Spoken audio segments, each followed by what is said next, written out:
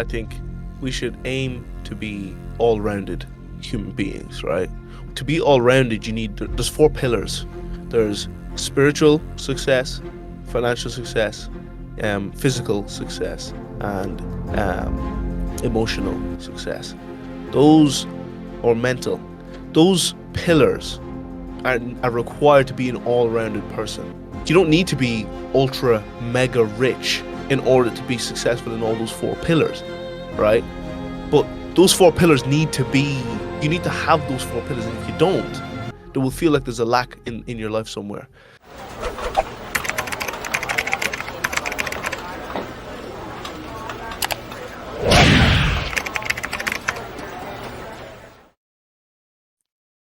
And we are off.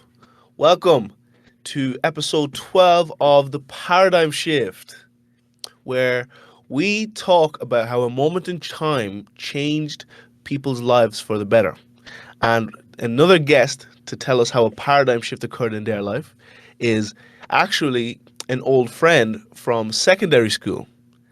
And we've been keeping in touch a lot recently. I actually went to the very top of our Instagram conversations earlier on, and we even spoke back in 2020 where we spoke about because you asked me about the Biafran War, if I knew anything about that civil war back then. So that was really interesting. So I was just scrolling then, and we've been talking a lot recently. So I think it'll only be right because we've had good conversations in that time. So I thought it'd only be right to get you on this podcast so we can actually, give people basically what we've been talking about. So introduce yourself. Yeah, so as like Tanji was saying, we were in the same year in school. Kind of stopped talking there for like a good while. So I'm working in like software engineering in Belfast now at the minute. But yeah, we started talking over like some of the stuff that Tanji and the guys were putting up on the paradigm shift and then the previous podcast as well. And yeah, we just decided to kind of get on one of these calls together. So that's the crack. Yeah, nice one. So tell us a little bit about, because you said software engineer, but we can't just skip over that, because software engineer is it's not a small thing. So tell us about that. Tell us about that journey, how that started, and, how you basically got to where you are today. Yeah, so I studied in Maynooth. Like I finished up in like 2021. And then I worked for a company. It was basically a finance firm, but I was working for some of their clients. So I worked for like a motorsports team for a while, and then for most of the time that I was there, I was working for like an engineering client. So I was working on like uh, things in like aerospace or like rail, that sort of thing, and predictive maintenance for those things. And then I've only recently been to the job about like 6 months ago. So it's in like cybersecurity. Okay, nice. And give us a little bit of detail about like cybersecurity. How is that? Like, what does that entail? Yeah, it's interesting. Like I had a kind of bit of exposure to it before moving here. Like a lot of what we work on now is like infrastructure stuff, so setting up and basically like if you've got like websites and apps and different things, like how you deliver them to people and how you actually like provide value for them. So like when you look up a website or when you download an app, like how do you actually get from the point of development to where you can deliver that to clients? Mm. So I have been doing that with the previous job, and this is more specifically like working like in house for the company and delivering products that way. So it's a similar thing, but just with a spin on cybersecurity. So it's like just all to do with like delivering those things in secure ways and making sure that they're not like open to the public and that sort of thing. Okay, very interesting. Right. And because you're on the paradigm shift, we need to ask about a paradigm shift that occurred in your life, the most recent one or the most significant one, to what made you come. So basically, a paradigm shift that occurred that brought you to where you currently are today, if you have any. Yeah.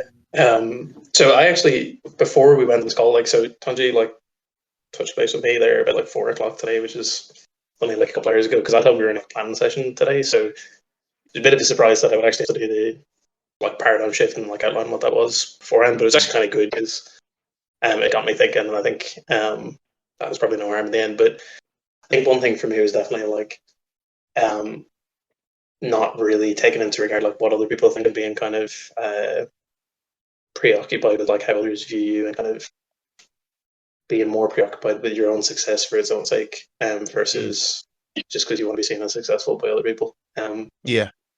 There's like a couple of different dimensions to that, like, but I think like definitely for a long time I was like very preoccupied, and I think like the school slash university experience drives this a fair bit, that you're put into a very close contact with other people, and you form kind of like everybody's kind of the same, but in slightly different ways, that you form different groups when you're in school and these sort of things, that you are very concerned with what other people think of you, and you do things differently. A big change for me was like when you just stop being like worried about these things, and you realize that it'll only really get you so far. Because once you start, I think the key thing here is like when you transition into different groups, so when you start to make like other groups of friends outside of your immediate circle,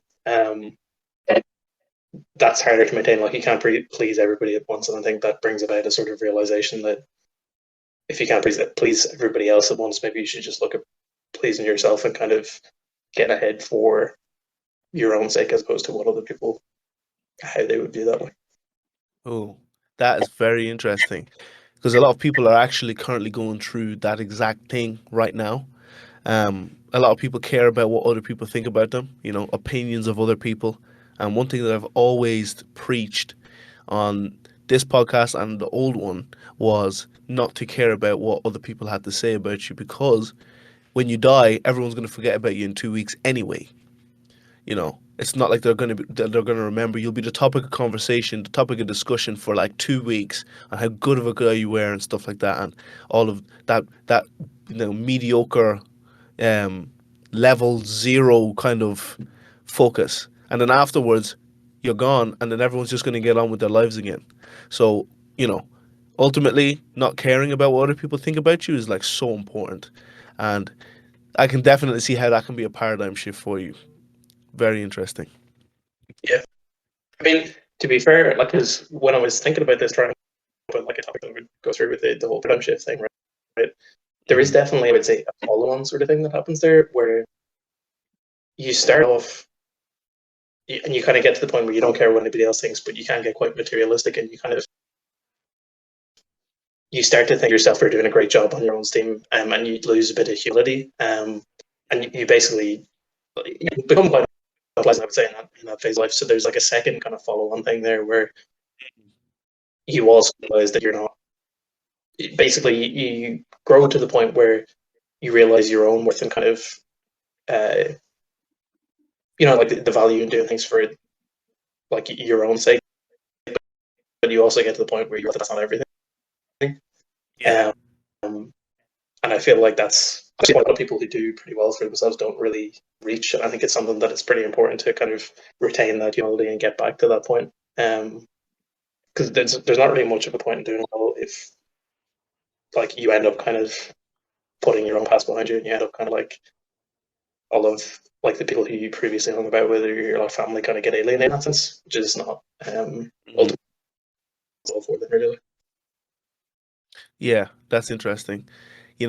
Sometimes people view you in a way that, let's just say, if you haven't been home in a while, and you've been developing in lots of different areas and adapting and changing, or not even changing, but more like evolving, right? In different stages, people still know you for the guy that you once were, but you're not that guy anymore, you know?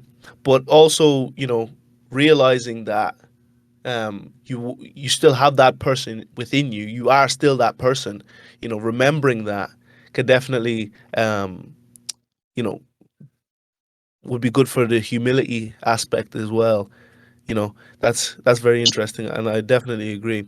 Because some people some tend to get into a position, and then they they tend to like forget who they once were, or the struggles that they used to have at that stage. It's like they've forgotten about where they once were as well. You know, an example of that would be like, I work in construction, right? There'd be like, let's just say a project manager, and he has like zero patience, even though he knows you're fresh out of college, you don't know anything, but he kind of just expects it to be done in the way he wants it to be done with 25 years experience. And then you try to, and you can tell that he's forgotten what it was like to be a fresh graduate. What was it like when you first started? Like if you could remember that, then it'd be easier for you to understand fresh graduates now. So Yeah, that's a very very interesting thing. yeah. Like even like I've worked in like bars, kind of like on and off over the last like couple of years, and you find that a lot with. We'll say if you've got like a bartender who worked in a certain place for like a good stretch of time and became familiar with like all the different customs and things, right? Hmm. Where we'll say they want to come back, and we'll say you're only coming into the job when they come Yeah, back, right? It there can be like a similar sort of thing where they come in and like if you don't necessarily know how to do something from the get go, they'll be like they'll kind of just take it over on their own thing. They won't teach you how to do it. They'll just kind of get frustrated and it's exactly. it's the same then in any line of work. And ultimately, that just stunts your whole work because we'll say if we like take that same logic out to like literally anything, but we'll say you had like a bigger project, right, where you had that same context, right, where somebody is just coming in who knows everything and feels like they know everything, who doesn't want to teach to other people. Yeah, Again, like, you shoot yourself in the foot because if you're not teaching other people how to do things and if you're not kind of starting off from ground zero whenever you actually do something, you mm, just end up being a lot less productive. So it's kind of counterproductive on like a number of different fronts. definitely.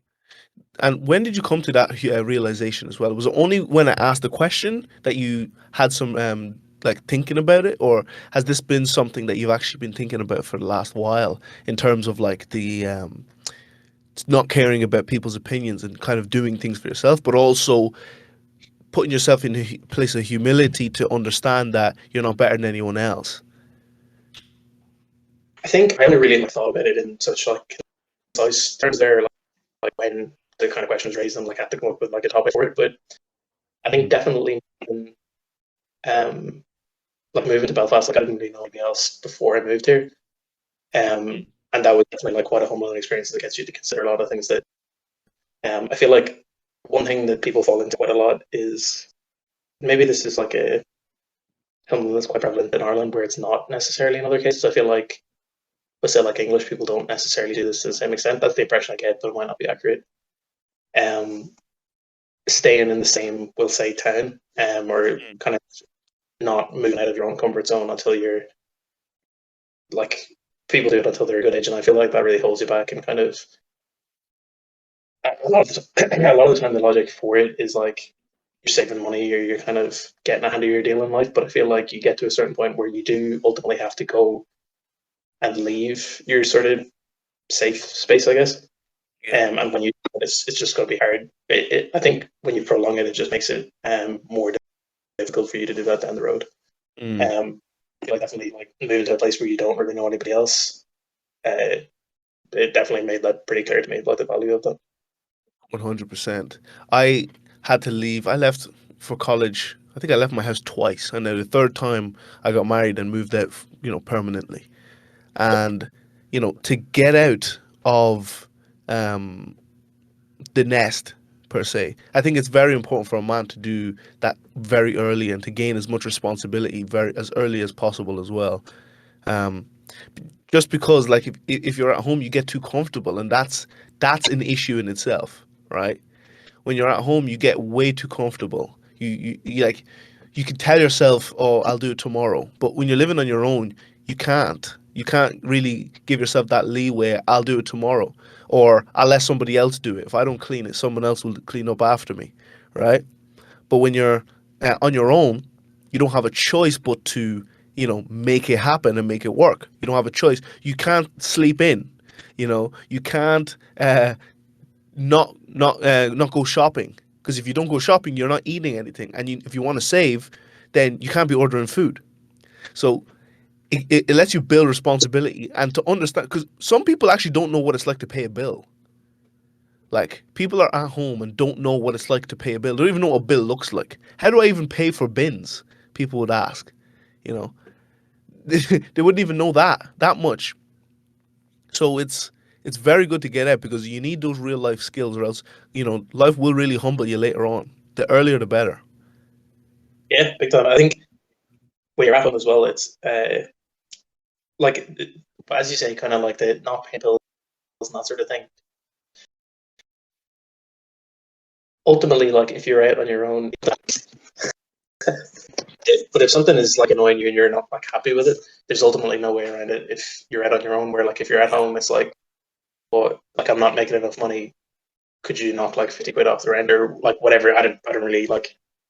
Um, but as I Yeah. say, like it's kind of like this, but it's like you can kind of be accommodated a lot more. Where like, um, if that's not the case, it really like makes you.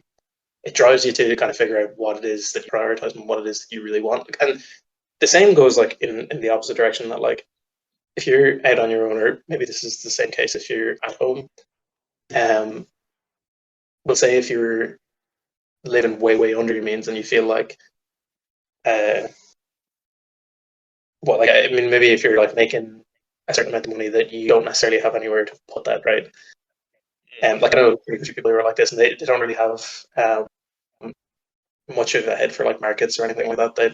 Yeah. Um, they're kind of making more money than they know what to do with, and it's like again, you have to really assess like the priorities that you have in your life. Is Mm. the fact that you're working when you're making this money that you don't have any real like you don't ascribe any value to it? Mm. Does that make you happier? Do you need to kind of pivot and maybe work in something that's more fulfilling that you're not necessarily making until you feel like you're making more of a difference? That kind of thing. Um, like I definitely know a few people, and again, like if you're being accommodated, you're at home, you're not necessarily being confronted with that as much. So it's kind of tricky in that sense. Mm. Definitely. You'll have people, at home and they'll just be spending, going on nights out, stuff like that. They don't need to worry because the rent's paid, they're at home, no issues with anything. They know that, well, if I can spend all my money this week because, you know, my mom and dad are paying the rent anyway, or I can just not pay them this week. Or if, you know, if I overspend, and those people tend to also not, like you said earlier, invest in markets, investing in other things to invest in outside of just working your job. What are you doing with your money that you're working with? Do you plan on doing this forever and just having quote unquote fun until you're 40 and then you have to work your butt off?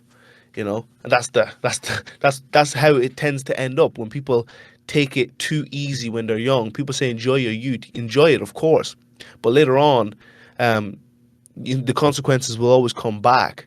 And it actually says it in the book of Ecclesiastes.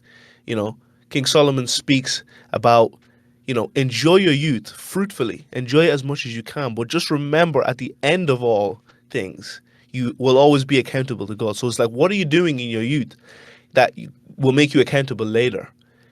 Take that same principle, and it's like if you're messing around in your youth, when you're 40 now and you have your kids and you're still struggling as the way you were when you're in your 20s because of your poor decisions, is that fun really worth it when you were young to enjoy yourself?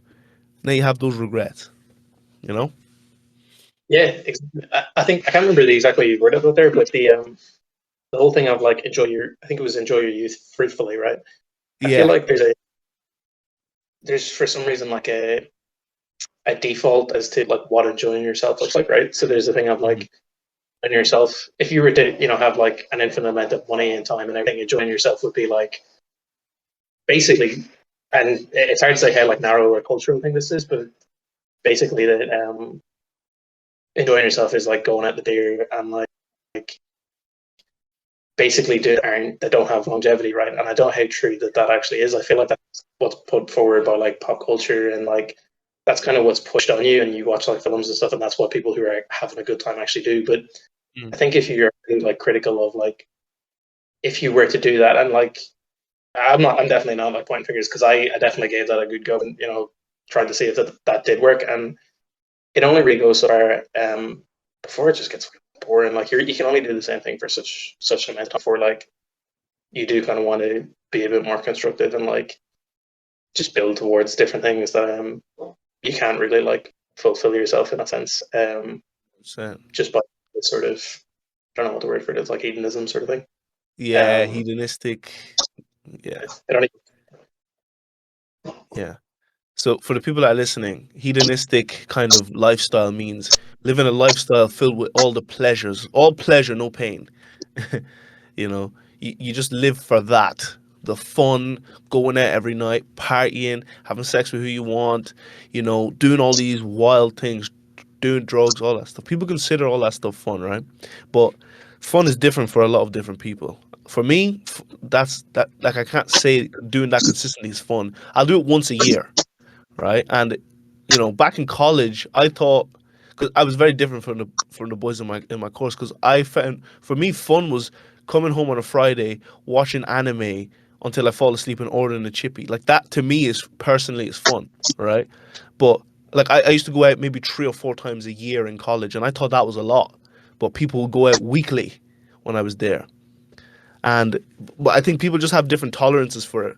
I think if I knew I wanted if because it was so fun, I wanted to limit it as much as I could, just because I can enjoy it every time I go. But sometimes people just go for the sake of it. Like it's not like they're even enjoying themselves, you know.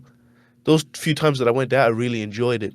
But people, that hedonistic type of thing, it's not fulfilling for me. Chilling with my friends, you know, um, maybe doing activities and stuff like that outside of college and outside of clubbing and stuff like that was way more fun for me. I find a lot more enjoyment in those things. I think like what we're saying about like hedonism there, right? That for me as well, like what that has a fair bit to do with is like basically not really thinking about what you get enjoyment out of. Just like whenever something pops into your head, you say, "Yeah, like that'll be good. I'll go and crack on," and you don't really like dwell on these things too much. You don't kind of self critique yourself that much. Uh-huh. That's the difference. That's it. Like, and while we're kind of on the like you we like Bible quote that you threw in there, like the whole notion of like the truth will set you free. I think that's very much the case here. It's that like when you think about like what is the actual truth, what makes me happy, it's probably not those things, right? Mhm. Um, and in that sense, I think that's true of like any aspect of your life. Like if you're not really putting that much thought into it, which like a lot of people just don't really put that much thought into like most things that they do, you should probably think about doing that and figure out what it is that in fact actually makes you happy as opposed to what you just assume does because other people have told you it, even because like your family have told you it, because like media and that sort of thing has told you it. Mhm. If you're not thinking about it, chances are you're probably wrong on it. Like, you know, Exactly. 100%. 100%. Yeah, that's very interesting. We could definitely talk on that all day. But what I actually wanted to talk about was the original topic. Actually, this is what we spoke about a little while ago. We spoke about the housing crisis in Ireland.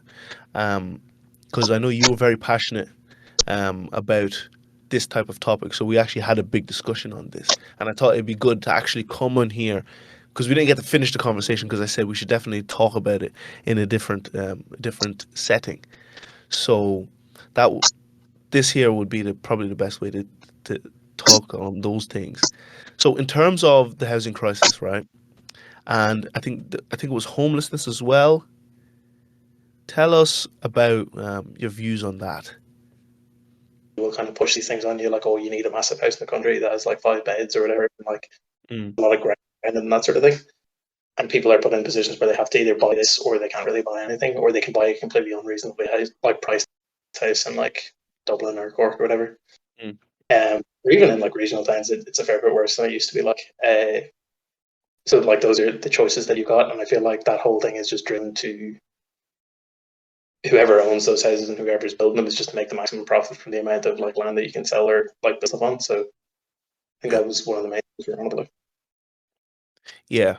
So we spoke about the housing crisis and the homeless crisis as well in Ireland. To be completely honest with you, from I can't really say that I'm around much, but I don't really see crazy homelessness like that.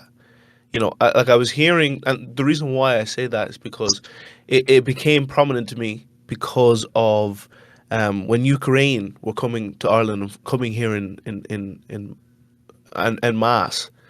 We were seeing people complaining that you can't even house the homeless, but you can house these refugees, right? These Ukrainian refugees.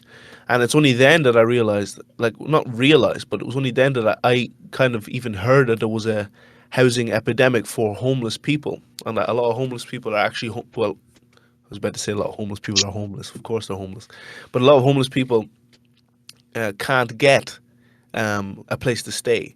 I don't really see crazy amounts of them, but when I was seeing, I think the thing that was very prominent was seeing that um, the government changing like some buildings and turning it into housing for the refugees, right? And that didn't make any sense to me at all because it's like people are complaining about housing the homeless people for all these years, and now all of a sudden these refugees come in and now you can house them just like that. You can renovate a building and put them into it. That just never made any sense to me. Yeah, I guess, and there's always a bit of a narrative of this. Like you got the Brexit thing. There was a lot of this as well. That like people would like, oh, what about like, housing our own homeless people before,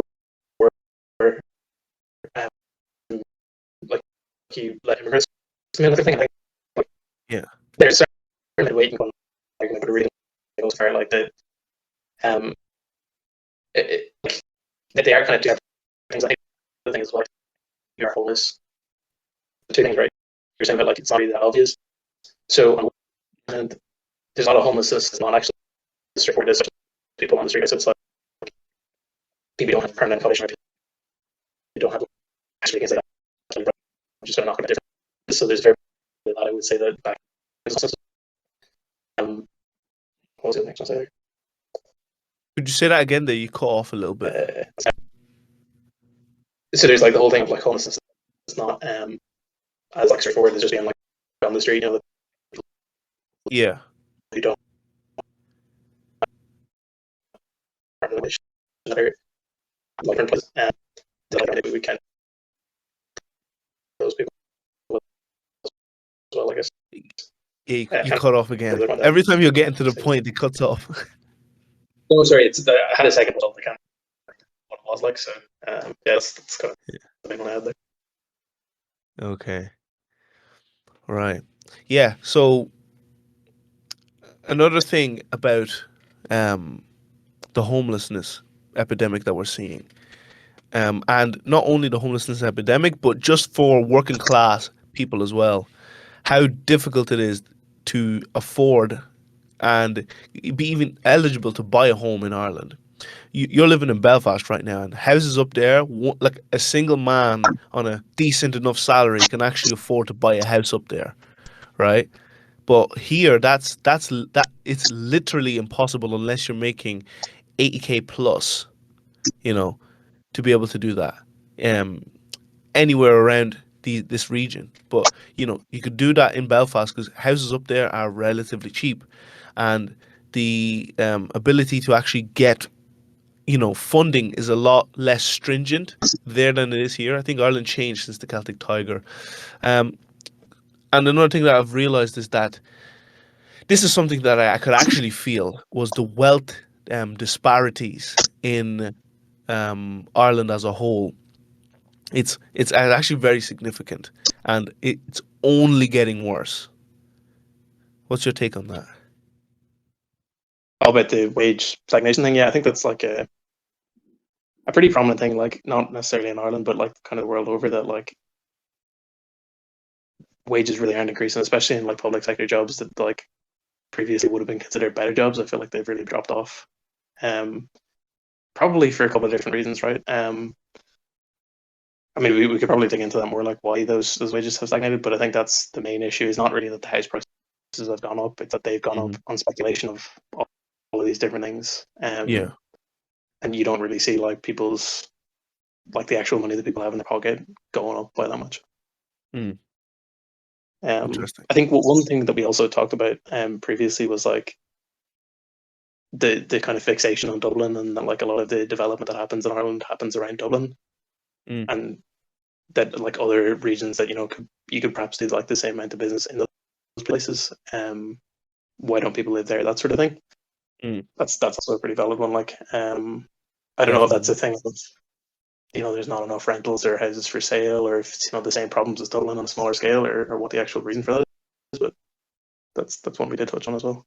Yeah, I think they're trying to see they're actually doing a lot more. A lot of stuff is happening in Galway at the moment. I think there's a lot of construction happening down there. Land is a lot cheaper. Um, Not only land, but I think wages are slowly starting to increase. I know a couple of engineers there, and one of my mentors is actually he owns his own consultancy in Galway. So, and he's building and he bought and built his house in Galway as well. So definitely, I feel like there's a market there and it's growing. Um, but in Cork, Cork's kind of similar to Dublin. Other areas in Ireland, I would definitely. I don't know why they're not really investing more in there because the land is cheaper, the regulations aren't as stringent, and so they could build a lot more. They could do a lot more, stuff outside of, Dublin, Mm. going closer to Galway, going closer to Belfast, or like spreading out throughout the country. Maybe even County Clare, if you made that a hub for something as well, you know. As I'm seeing it now, like jobs are becoming online more. There's a lot of more online jobs, so people don't necessarily need to be in Dublin anymore, right? They can kind Mm. of be everywhere now. But like before the pandemic happened, you probably wouldn't have thought it possible. But now, after the pandemic, you don't necessarily need to be in a head office, right? And if you do, you can go there once a week. So why not once a week you go and spend a 3 hour to get there, 3 hours back, but it's only once a week, right? Like there could be so many different opportunities to do, but I don't know why they're focusing so much on Dublin. And as a result of focusing all your attention on Dublin, nothing gets done because you can't pass the regulations. Land is too expensive that you won't even make money unless you charge extortionate amounts of money for those properties that literally nobody can afford. You know, like only the top 5% of salaries in the country could afford to live here. So it's mad, and then the rental market is crazy as well. It's almost easier, funny enough, to find a house to buy than to find a house to rent. This is one thing that I've I've recently been seeing in Dublin because I have friends that are trying to buy. Not a lot of people are trying to buy. Um, More people are actually trying to rent, and you just can't find good rentals. But to find a house, it's like very easy. You can do a lot of viewings. My friends are doing a lot of viewings all around Dublin, which is another interesting thing. And landlords are leaving the market as well because of all of these regulations that they have with, the what's that thing called? The RSA? No, not the RSA. I won't say it's not the IRS either. What are they called? I forgot the initials for them. But those people there are making landlords leave the market en masse. And it's still too hard to buy, you know? It just Yeah, doesn't make sense. I suppose like that does raise an interesting question as to like where does that go next, right? If landlords are leaving the market, and you say like there's not that many people trying to buy, like where does that leave people in like a couple of years time? Um, does that bring rents down because like less people are kind of enthusiastic about like the value of their own properties, or does it bring rents up as you would kind of imagine that like there's less properties on the go because people have just left and maybe even can't get people to sell to. Hmm. It's interesting, like, and then the whole thing of like, why don't we like encourage people to move to like regional sort of places like you were saying about like Galway and that sort of thing? That a lot of people make the argument as well that like if you look at the UK, right, it's disproportionately and kind of less so, right? They've done a good job in recent times of moving wealth around like different cities, but like historically, right, it's all been put in around London, right, in the post-industrial sort of thing. Mm. Um, so then you can make the argument that like the Irish economy is just too small to have regional hubs. Where if you look at like the size of the UK economy, it's probably like 15 times the size of ours. That they would still have one central hub. Um, considering how much bigger it is, Mm. surely we would have to do the same thing unless we were like even larger than they were in the first place, right? Yeah. Um, so there is that. And then the other thing is as well about the what you had said about people who don't necessarily need to be in cities all the time. Where does that leave cities? That we'll say maybe like higher earners don't necessarily need to live there. Does that mean that the only people who need to live in cities are people who don't have the choice to live elsewhere? So we'll say people that work in like hospitals, you have to go to hospital if you work in a hospital. You can't do that remote. Schools, things like that, where a lot of people would say that you would make less money, or certainly the bulk of people in those jobs are making less money. Mm. Does that make cities then much more of a working class focus, and what does that mean then for cities? I would say that's not necessarily a bad thing, but it raises some interesting questions. Like, Yeah. I think if you think about it, yeah, to an extent, because cities, for the working class, that's what they're kind of doing already. The way you can't do Airbnbs in a lot of places in Dublin because it's actually they've made it illegal to do Airbnb, short-term lets because of the demand for housing because people work in Dublin city and because it's like really needed.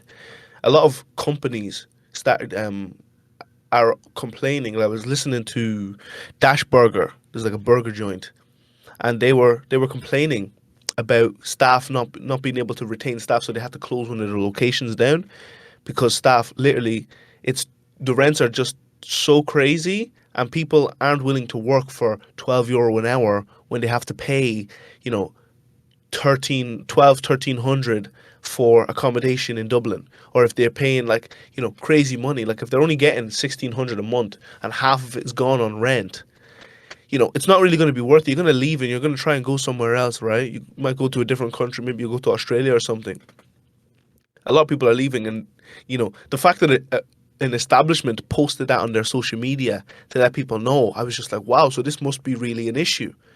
It's very hard to retain people. But and then when I'm walking through town, every shop I walk past has a help wanted sign outside. All of them. Find a single shop in Dublin City that literally doesn't need staff. All of them need staff, and I'm just like, wow, like this is like a working class economy, and lots of people aren't working. There's actually not enough people to work. Funny enough, and we're in Dublin. So then my question would be, what is I think there's what, like 1 million people in Dublin. What's 20% of the country doing in Dublin if not all of them are working? Like it doesn't make sense. Or where are they? The fact that yeah, they need staff. It's so interesting. it is. But then at the same time, like we're talking about, like we'll say before here, like people who will say have the choice whether they want to work in Dublin or they don't. Right? There's a Mm. bit of flexibility there. Um, like if you like, we'll say if those rents are that high, right? Nobody has any business living in Dublin for an hour, right? It's like logically that doesn't make any sense why anyone would move in. And Yeah. a lot of the time, not necessarily people from the only people who you could really justify doing that are people who live in Dublin anyway, right? That don't have to pay rent or Mhm. that kind of thing, like we were talking about at the start. But Yeah. Yeah. Yeah. um, it really does make sense. And then there's kind of a tension between. I was going to say like hospitals are kind of a better example where you've got like people who run the hospitals, right, who clearly make loads of money, Mhm. versus people who are actually run the hospital, right, that do the work that's there, right? Mhm.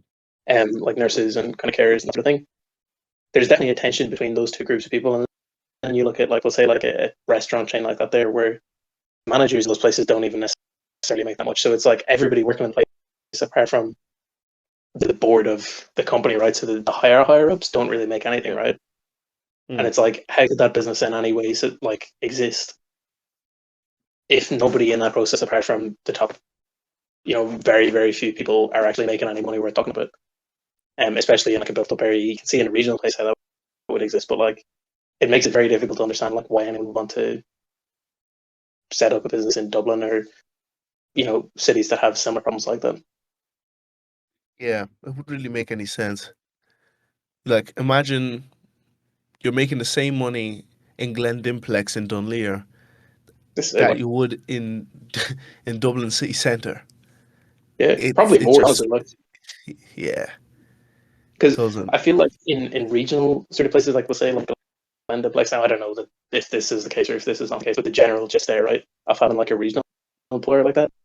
Um, if you compare that to, we'll say, like a restaurant in the inner city, I would say there's a lot more price gouging and things that drive down the wages of employees that work in those places in more competitive areas. Where, like, that's not to say that doesn't happen in regional places, but you can definitely see how it would be possible that you would actually get paid less to work in a more competitive environment there. Yeah, yeah, and that's where it gets a bit muddled because you get paid less to do, like, I could argue and say double, triple the work, right? Yeah, You get paid less for it, and then like you end up leaving. Or if you want to do that and you're not educated, I think I'm going a bit off the tangent now, but like people that aren't educated in Ireland really, really, really suffer. yeah, Like I can't lie and say, I'm not going to sit here and say that it's possible for you to get a mortgage if you live in Dublin, to get a mortgage and be able to, like, properly afford it comfortably and live a comfortable life. It's impossible if you don't have education and you're not in a field. It's absolutely impossible, and it's almost like the country's made it impossible for you to do it. yeah, Like people, like I've seen it. People that are just, they can only work paycheck to paycheck. They don't have a choice. They don't have extra money to save at the end of the week because those people are taking home maybe 400 or 450 a week, you know. And if even in Dunleer, that's in this climate, it's not enough to do anything. It's just enough to pay for your bills and to live, but that's all that will provide for you. And that's yeah. a major, major, major issue. Especially though, I would say this kind of ties in a bit to a topic that may probably come up down the road here, right? Is like predatory, like landlording. So basically, people will say if you're in Dunleer, they're right, and somebody is charging, we'll say a mortgage and a half for you in rent per month, right? Like that sort of situation there, that ruins people's lives, right? And that you Yeah, can't get out of the situation. And it's not like, if you will say live in Dunleer, right, and you've got like a family who are going to the local school, um, you've got like a good setup in Dunleer, that's your home, right? mm, There might only be a handful of rentals in that area. There probably isn't that much up for sale, but if it is up for sale because you're in that like landlord and not landlord, that rent in practice, um, you can't even really like think about buying. So that puts you in a position where you either have to pay the rent or you would have to completely uproot your life and move somewhere else, which is like just a terrible situation to be putting people in. It's like that is a massive problem that I think is like way way understated these days, like by like definitely. policies and things. Yeah, and I can see the way these things are going. It will just, like, how can I even word it? Going into one of the other topics that we're talking about, because it literally ties perfectly into it, to where, the way the world is going right now, the wealth disparity is only increasing. It's only getting worse because we're actually seeing it now, to where even businesses soon will have to close down because they literally cannot afford to keep staff, right? They can't afford to keep staff. They're going to close down. They're going to start looking for work, if not finding another business. People are looking for work, but the work that they're getting is like really underpaid, below replacement. It's just enough to get Yeah, by, you know? Like trying to buy a house, it's just going to be a rented house. And people, because the pandemic is getting so bad in housing in Ireland, it's now a thing where people are opting for social housing, right? And I don't fully agree with social housing. Like when people really need it, that's completely fine. But what if, like, the majority of people now, they don't want it, they need it now? What if majority of people need it because they can't actually afford to do things? Because not everyone's going to go to college, and not everybody's going to find a route that they can go to actually make good money, right? Most yeah, people will just kind of drop out and then start working, but there's no progression in that type of work. And as a result of not having any progression, it's just an everyday same level. I saw someone in Dimplex, and when I was there for a couple of weeks, he said that he's been working there for 30 years. He started 30 years ago making 10 euros an hour. 30 years later, he's still only making 10 euros an hour, right? And so that yeah, that 10 euro has decreased in value by, like, I don't even know how many percent in that 30 years, because of due to inflation. So he's making less money, but he's still on the same money as he started, but it's worth less now, right? yeah, As a result of that being worth less, you can't you can't buy you can't buy a house. He's still renting. had kids, has a family, stuff like that. Cool. But like you can't have enough to do anything with your life. And we see Yeah. that happening more and more and more and more. Before you know it, social housing is going to be a thing. People are going to require the government to give them a place to live, a place to stay. And I can't say I fully agree with it, only because of the way I see the world going right now, to where I see the world going in a place of they're trying to control your speech. They try to control absolutely everything. And the pandemic showed me how easy it was to control the masses into thinking a certain way. And as a result of that, anybody that spoke out against it, imagine public housing, social housing was a thing, and you spoke out against, the vaccine, or if you spoke out against other things of C-19, right, the virus. If you spoke out when I can't fully mention the things here because it'll actually get shadow banned. People still get shadow banned for speaking about this stuff, but you can't fully talk about those things because what if you applied for social housing and before you know it, you know, they, you might have been here on the list, but then they just put you down here on the list now. You know, it's giving Yeah. them way too much control over how you choose to live your life. If you don't want to be a conformist and conform to everything that they're saying, as a result, you're now going to suffer, and so is your family. So it's like if you want to take care of your family, or you want, you know, it's like you have to pick. You don't have that freedom anymore. Freedom is being stripped away from us daily, and we don't even see it happening. Yeah. I think like the housing thing, and then like what you mentioned about the fellow being on the same wages today as 30 years ago, right? Those things are not unrelated, right? I would say that both of those, I would say to a fair degree, right, relate to a labor movement that was previously in existence, right? So when he got paid 10 quid an hour 30 years ago, that was probably pretty good money, right? Yeah. Um, and that wasn't like Glenn Dimbeck's probably early enough days in those, probably wasn't even Glenn Dimbeck's, right? It was probably just like one or the other before the merger thing.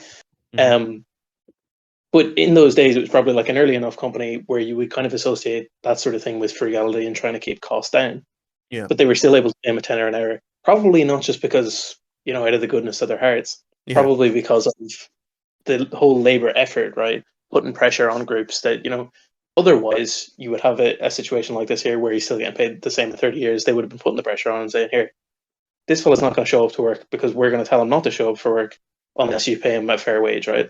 And the wheels have really fallen off that sort of thing in the same sort of way as social housing. I feel like a lot of the problems that exist today in those things exist because the politicians and the people that people actually vote for, right, are a class distinct from the people themselves. So people who get social housing or people who are on social housing lists, right, when you actually go and you get social housing, let's say that was built by the current government, like Fine Gael or Fianna Fáil or whatever it is, Yep. um, those aren't those aren't really your people, right? They're not going to be on social housing lists, right? They have no real shared experience with you, and probably never have in their entire lives, in the Yeah. vast majority of cases, right? Which wasn't always the case. I feel like there was in times gone by there was definitely more of an overlap in between people who, um, we'll say went to, we'll say even if you look at like previous like not necessarily prime ministers, but definitely like Taoiseachs, like Charlie Hoy is a good example, right? Didn't really come from very much money, just was kind of fortunate in that he got to go to a good school and got scholarships and different things. And they, right, by no means is Charlie Hoy the best example of an ethical politician, right? But definitely did not come from loads of money, and was able to become a representative for people to try and get them through the system and kind of make things a bit better. I feel like that is all but phased out. I feel like anybody who's in power now is really just not somebody from anything other than privilege, Yeah. and certainly not anything to do with kind of like labor or like working class type things. So yeah, I think those two things are definitely pretty interrelated there. Mm. A lot of those problems can be tied to that way. Yeah. So those people are, we need to realize that these people aren't for you. Um, like the vast majority of people don't realize how much of their lives are controlled by the views of somebody that's never experienced what you're going through. It's so easy for them to make these rules and pass these laws and, do all of these things when they've never experienced it themselves. They've never lived the day in your shoes, right? And as a result of that, I think that we cannot, as a people, rely solely on the government. It's not good. You can't fully rely on another man to feed you, right? And that's just how my brain's wired. I can't rely and put my family's destiny in the hands of somebody else, right? The only person above me should be God as a Christian. So why should I comply to what your rules and regulations are saying? Instead, I need to be able to take control of my own family under God and try and do what I can do in order to make sure that we're good. But when you're fully relying on these governments to do these things for you, ultimately you're going to have to conform to their thing, to whatever they do. I've seen with people that took the jabs, right? Um, and a lot of people were saying, I'm not taking that. At the beginning, it was like a mad thing.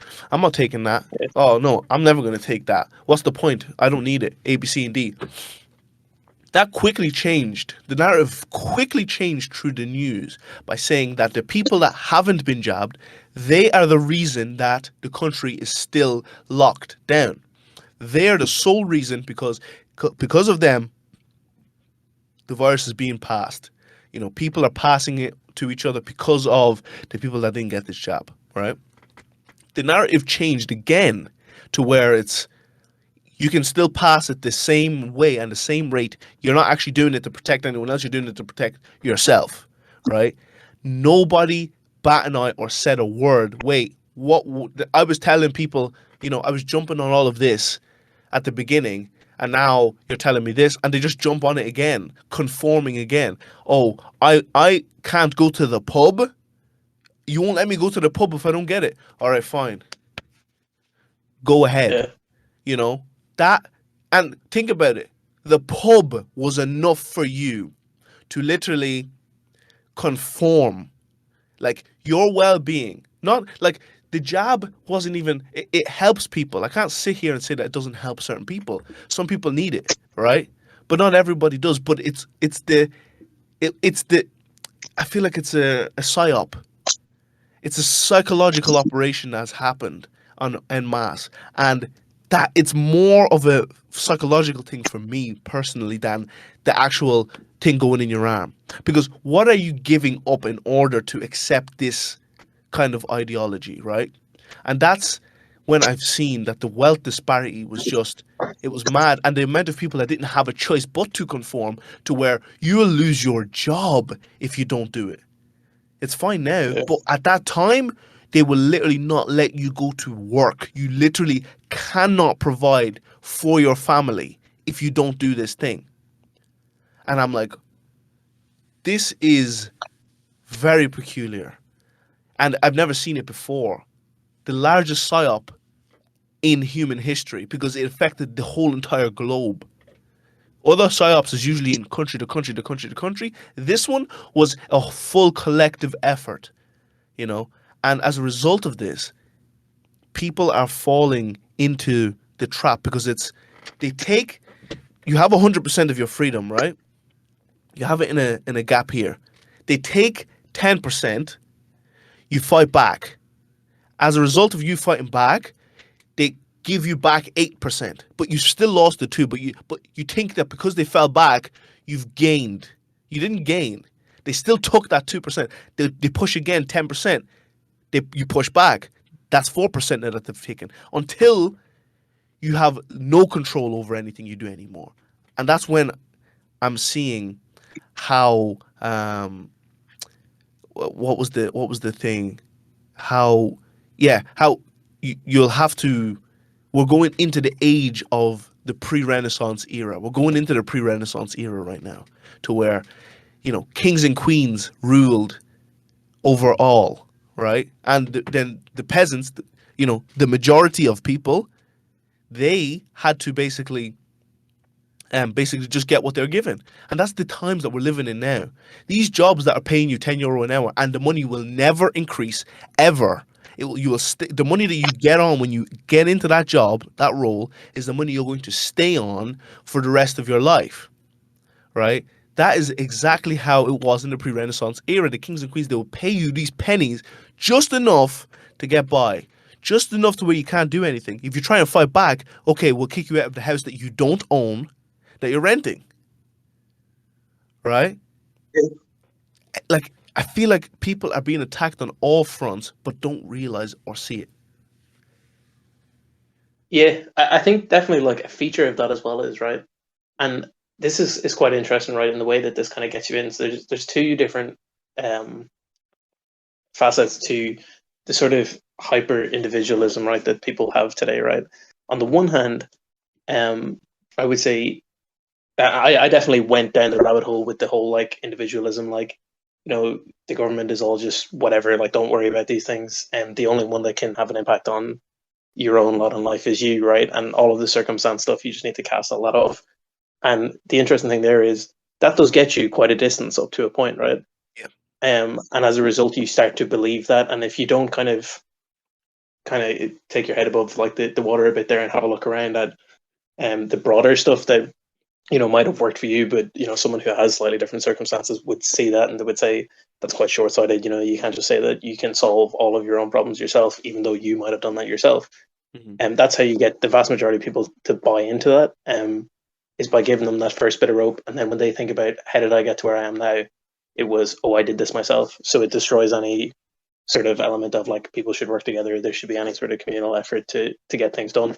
Yeah. So that's a very effective way of doing things there. And then the other sort of side of that is there's a smoke and mirrors sort of thing going on there where Big time. you were saying like the jab, like the whole COVID thing, right? That if people didn't get it, it was painted as like you are the problem, right? You Yeah. yourself, there's something wrong with you. You need to sort this out. I feel like the same thing happens with wage stagnation. It's like if you think, here, I'm not getting paid any money here to do this job.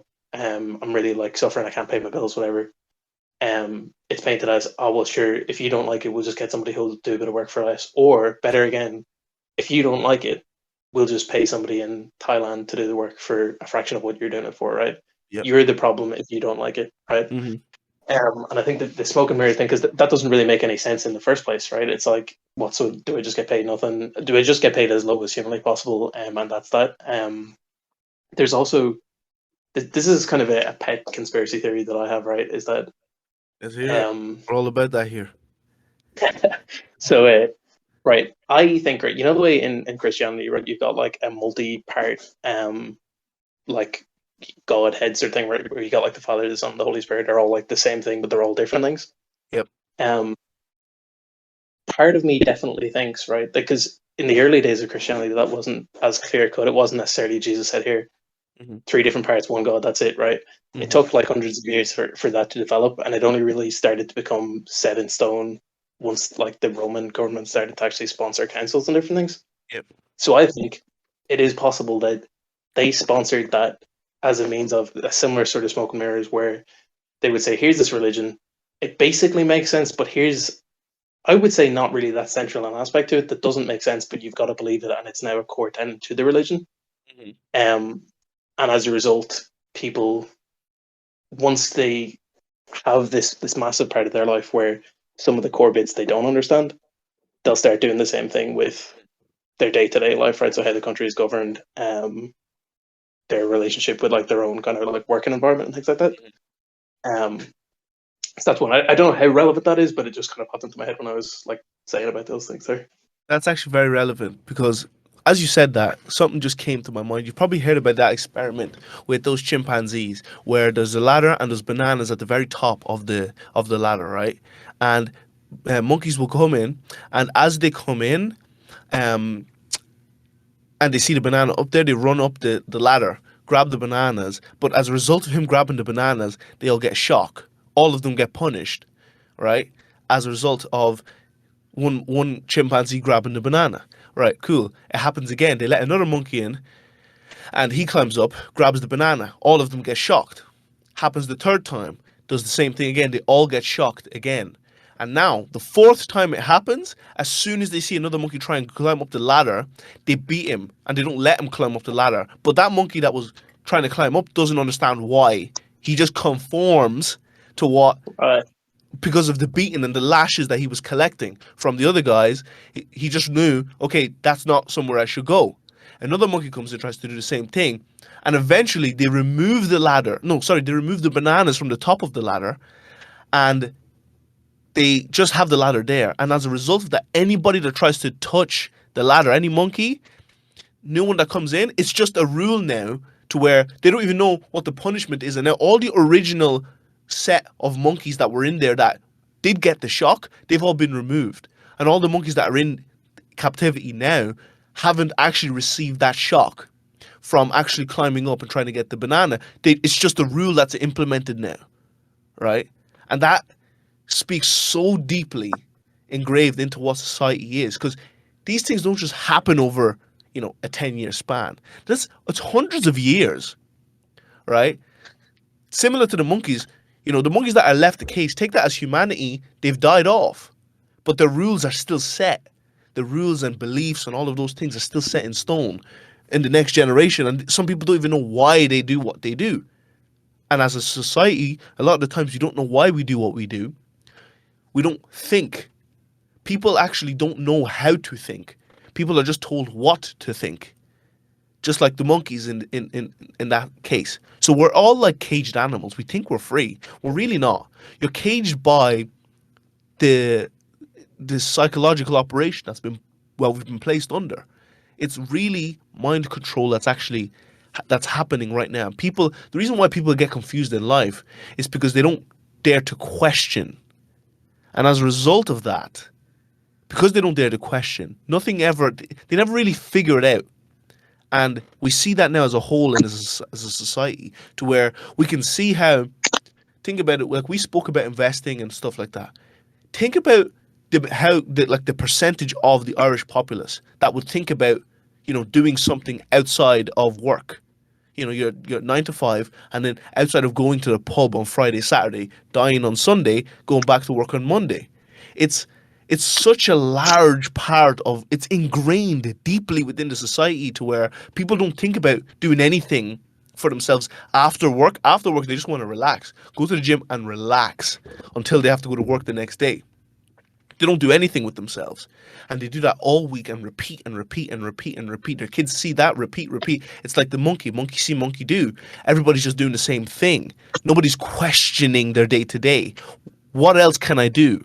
Okay, if I'm making this salary, what else can I do? Okay, I spoke to that person and I found out how much they got in their pension after 40 years of service, and they've only gotten like 100K. It's peanuts. How long is that 100K really going to last you? It'll probably last you another 10 years, less, you know? And if it lasts you 10 years, that means you can only spend 10K a year. So people think that you'll be sitting up with your arms up enjoying retirement. No, you're going to be worrying about money, because if your grandkid, something happens to your grandkid or something happens to you, and you have to pay 40K to get something fixed, that's almost half your pension gone, poof, in the wind, So it's like, people don't think about these things. Like, yeah, it's just definitely mad to right. me. So there's the whole issue of retirement. So retirement is a massive thing, right? That I think is like just crazily like brushed under the carpet. That like swathes of people are not going to be able to retire, right? We'll say like people within our generation now, right? People think, oh, state pensions, especially people who work in jobs where the pretense is, oh, well, sure, you get a good pension out of it, right? The reality of it is this, right? How well do you trust the people that you're working for that they're going to give you that pension? They might have said they're going to do it, but if they said, right, tomorrow, see the pension that you're supposed to get, that's cut in half. We're sorry, but there's nothing we can do about it. What are you realistically going to do about that? Absolutely nothing, right? So that money, unless you have a private pension, right? And so private pension is another thing again, right? But unless you have a private pension, you really have no assurance that you're going to have a pension at all. And then if you do have a private pension, it's based on a lot of very fickle assets, right? So when we think about, right, so most private pensions are managed, right? So you have to put it into a pension fund, which are usually run just by bandits, right? Like people who don't, it's usually just based on what kind of copying each other, right? So that you'll throw a lot of money into like American stocks, real estate, things like that. But it's not really, by and large, right, they're not really much more well thought out than you would just do yourself if you just kind of gave it a research, right? Fact. So that there is worrying in itself, that the arse could fall out of a private pension or a public pension very, very easily, and we don't really talk about like the implications that would have. Mm. And then the other thing is, you were saying about people, like what did they do in their spare time, right? So when you're not working, when you're not just trying to spend your time, like what would you say there? Like a lot of people don't really, they kind of look at their own spare time as something to get rid of as opposed to something to build with. So it's like when I'm Wow. in my own spare time, what you're saying about like going to the pub, going to the gym, these are things that like you don't really. It's kind of like I have this time and I just need to do something with it, so I won't have it anymore. Mm. Which is a really negative way to be, right? But it's the way that like probably the vast majority of people are, right? Yeah. And then there is, I would say, between the retirement thing and then the unemployment as well, right? You know the way there's like a minimum, or like a, the way you're supposed to keep like 3% unemployment is the general rule of thumb, right? That's a good thing, that you can grow the economy and there'll still be people to fill those gaps. Mm-hmm. There's another sort of conspiracy theory that basically says that there's a seedier reason for that, and it's to promote stigma for people who are unemployed, right? So Mm. that when you're working, you're basically looking at people who are potentially very miserable, potentially you, right? You're pretty miserable in a couple of years' time Mm. when you don't have enough money to retire, or other people who you stigmatize because you think being unemployed is this dreadful thing that it would never happen to you, and like Mm. it'd be the worst thing in the world. So those two things are deliberately kept the way that they are in order to promote people to actually like stay in the waged work cycle sort of thing. Mm-hmm. Um, which I think definitely like there's a fair bit of validity to that theory. Definitely, I'd agree with that. But yeah, there's a lot of the pension thing. I didn't really mean to touch on that, but that is a massive one that like people are very confident in the fact that they're going to be able to retire when they're 65, and it's not really a fact at all. Like, Yeah. I like that just goes, it's the monkey example I gave. You yeah, don't even know how much, like, people that are listening to this right now and you're working, have you even calculated, right, how much you could potentially get for your pension when you retire in 40 plus years? Have you even sat down and actually done the math? Do you even know how to calculate your pension? Do you even know if you're even contributing to your pension on a weekly or monthly basis? Like, you don't, I can guarantee you, I'd say 85% with confidence don't even know any of this. Actually, I say 90, yeah, and the people that do think about it are probably 40 plus, because they're more, you know, they have more responsibility, so they have to start worrying about that stuff a little bit more. But I feel like yeah, 95, 97% of people under 30 probably don't even know how much of a pension that they'll have and what that can do for what that'll do. Like, there's a couple of factors. Your pension, take inflation into account. How much is what was inflation the last 50 years, and try and predict the trajectory of it for the next 50 years, right? Take that. That means 100k today is going to be, let's say, in the last 50 years, inflation has gone up by 10%. So your money is worth 10% less in these last 50 years. Okay, cool. Now in the next 50, it'll be worth 10% less again. So in 100 years, your money has been devalued by 20%, right? So that 100k is now worth 80k. Okay? So now, what are you going to do when you have 80k 50 years from now and everything is expensive? What's that pension going to do? All that time that you've spent with these companies, right?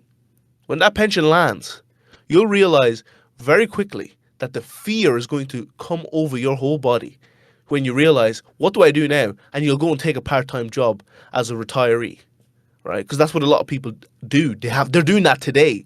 So what are you going to do now when you're 65? Because you spent your 20s having fun, quote unquote, you know? You had fun in your 20s, and now when the pension time comes around and you didn't really care to think about what your future holds, you're now going to struggle, and as a result rely on the government. And as a result of relying on the government, you eat the food that they give you, you buy the cheap food that they allow you to buy, that's filled with hormones and filled with pesticides and all of that stuff, right? Bad food.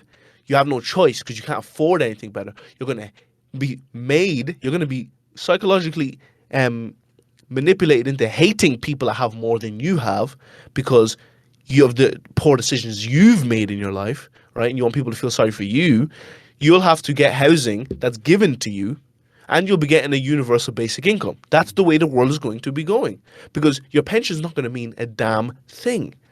Take care of your finances. Start looking at ways that you can potentially increase your income outside of working.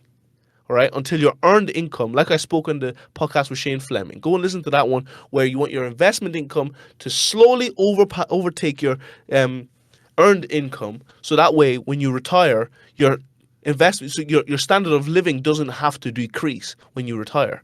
People think that your standard of living will actually increase when you retire. It doesn't. It actually goes down. It goes down by like half, you know.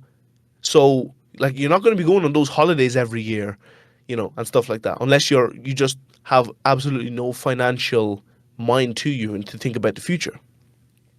You need to be Yeah, very aware, very aware. I think a common theme between all of these things, right, is that people, and this actually goes to the monkey example as well, right, that people are more concerned about what they don't want to be than what they do want to be, right? So Mm, people are more concerned about, like the monkey example, right? They're more concerned about not getting shocked rather than the fact that, because I know there was like a similar one done with like mice that they get like an electric shock in their brain that like gives them dopamine or whatever. Um, and basically like it's whenever I think they pull a lever or something, and it's like mice will just like keep on pulling the lever even if they start to like starve and everything, and like they'll eventually like starve to death yeah, just because it's like they're getting all that dopamine release, right? And it's like people would rather not think about the consequences of doing the wrong thing rather than think about what it is the right thing would be, right? And it's yeah, the same with the drinking in your 20s, right? And all that sort of crack. Um, you would rather, instead of thinking about what are the constructive things I could be doing, it's more, well, the one thing I definitely don't want to do is miss out, right? And then you get to a certain point where you can't, you don't really have that flexibility as to, like what do I want to do today? Basically, you have to work in order to kind of support yourself, and it's not a thing of what do I want to do as my next move. Do I want to start a business or whatever it is? And you're more looking at, well, the one thing I definitely don't want is to be unemployed, right? Or as you get a bit older, the one thing I definitely don't want is to not have a retirement pot. You're not looking at the positive things that you could do; it's just avoiding the negative things. yeah, Um, but there's definitely a lot of that goes on. yeah. See, because you're listening to the paradigm shift and you're part of this community, we know that the people that are listening, you're not like 98% of other people, right? We're the 2% here, okay? So the people that are listening, don't worry, because on this podcast, we speak about this stuff and bring awareness to it because it's so important. I want to spread these messages as far as I can because I don't want people to be insanely poor because that's how the world is going right now. We're going towards the pre-Renaissance era. Would you agree that we're actually like probably kind of there, but very soon we'll be fully there? I think it definitely depends a lot on like where in the world that you actually live. I think culturally, right, we're definitely shifting to more of a thing of like there's definitely less of a middle ground between not necessarily people who have and people who don't have, but definitely people who feel like they have and people who feel like they don't have.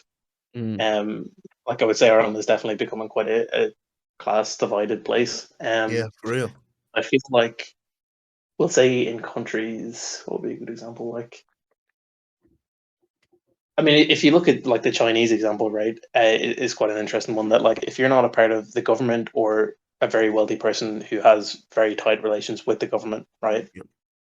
you basically don't have anything, right, and you don't really have proper like property rights, Yeah, don't really have any sort of say in like where your future goes and different things. It's definitely not as bad as we'll say China or societies like that, where like the way that those places were in the past, but it is definitely a pretty sorry state of affairs. hmm I don't know, will we get to that point here necessarily, but like I could definitely see the point of like, especially with like the economy being so dominated by massive corporations, we'll say like tech giants and things, right?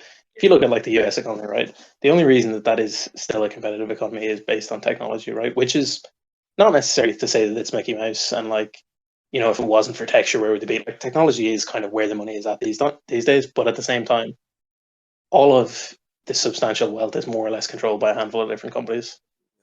you do think, where does that leave, Joe Soap that like doesn't, it will say like not even that doesn't own stocks in these companies, but like if you're not on that bandwagon, where does that actually leave you? Like, Exactly. Like you said yeah, earlier, the haves and have-nots. That's where it leaves. That's where it leaves you. The haves will have at least a little bit of something, might not have a lot, and then they'll have the have-nots that rely completely on the government for everything, their whole life, right? yeah, and it Like, leaves you as well.